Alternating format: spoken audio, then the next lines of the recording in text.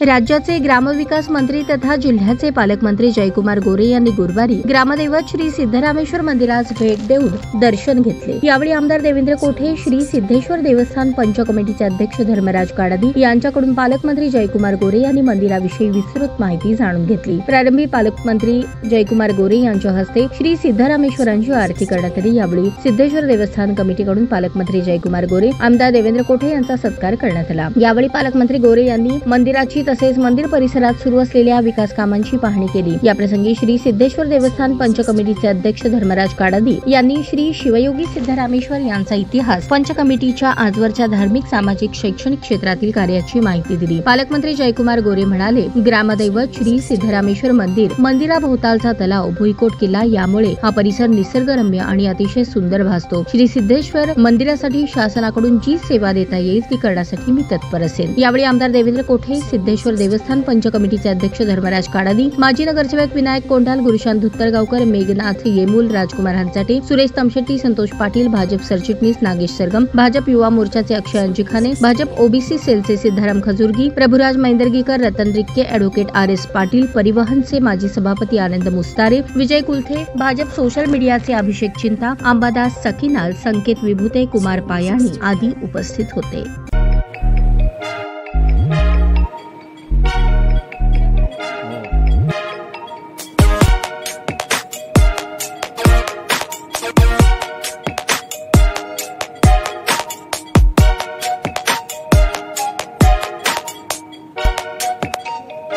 सोलापूर शहरातील सुप्रसिद्ध हॉस्पिटल म्हणजे सेंट्रल मल्टी स्पेशालिटी हॉस्पिटल मागील अनेक वर्षापासून सेवा बजावत आहे। 24 तास इमर्जन्सी सर्व्हिस, मॉडर्न टेक्नॉलॉजी, अनुभवी डॉक्टर्स तसेच अत्याधुनिक तंत्रज्ञान सुविधांनी सुसज्ज स्त्रीरोग प्रसूती विभाग, ऑर्थोपेडिक विभाग, मेडिकल विभाग आणि इतर एकमेव नाव म्हणजे सेंट्रल मल्टी स्पेशालिटी हॉस्पिटल।